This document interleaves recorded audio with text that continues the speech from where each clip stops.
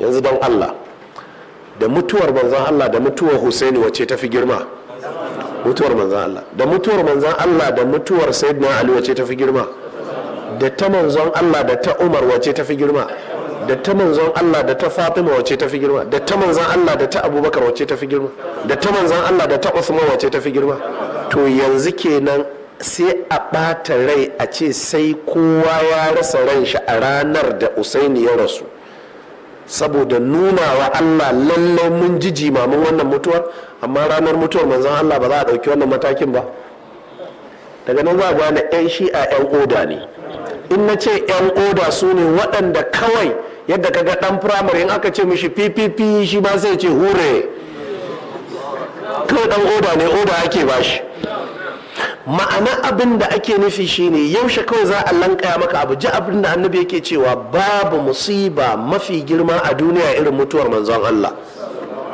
Wai ranar mutuwar Sayyidina Husaini sai a ɗauka wannan ita ce ranar da tafi kowace bala'i a duniya, don haka kowa sai jinin shi ya zuba, a kama 'yan tsaki a ta tsungulunsu, a kama kare a dakai, a ce kowa sai ya ji jikin shi. Yau fa Husaini ya rasu.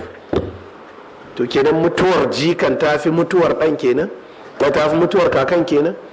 Kuma kafin manzon Allah ya rasu ya san Husaini kashe shi za a yi, ya sani, domin Allah ya nuna mishi duk waɗannan fitintunu za ku zo ku ji su, nassin hadisin manzon Allah ya san za su faru, amma menene mafita? Babu mafita. Manzon Allah ya ce ina ganin fitina tana sauka cikin gidajen ku kamar yadda ruwan sama ke sauka. Ruwan saman ya sauka yana shiga gidan sarki ko bai shiga? Yana shiga gidan talaka. Ka yi cefane ko baka yi cefane ba sai ya shiga, ka rufe kwano ko baka rufe ba sai ya shiga. Fitintunin da suka zo sai da suka shafi kowa. Manzon Allah sallallahu alaihi wasallam ya ishara zuwa ga wannan.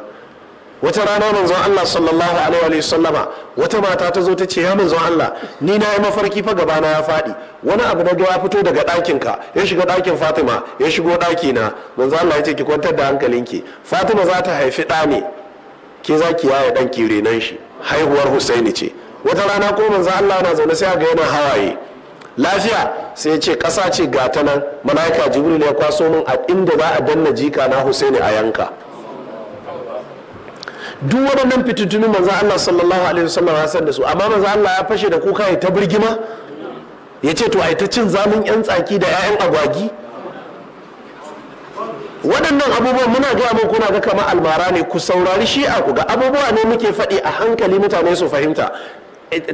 Lokacin da a cikaji nake wa'azi wajen shekara 19 da ta wuce, ina cewa 'yan shi'a na cewa duk ranar tasu'a da ashura a sanya baƙaƙen kaya a fito ana zanga-zanga. Sai suka je suna wa'azi lokacin a masallacin ɗariƙa suna cewa kaji albani yana sharri. A ina ake haka? Yanzu ta faru ko bata faru ba?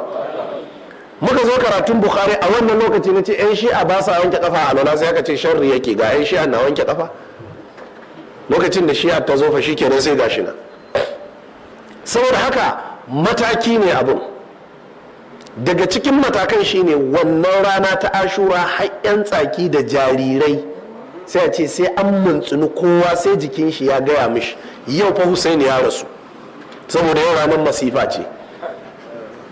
Dan shi akwai shegen al'umma, ina fata an gane. Allah ya kiyaye.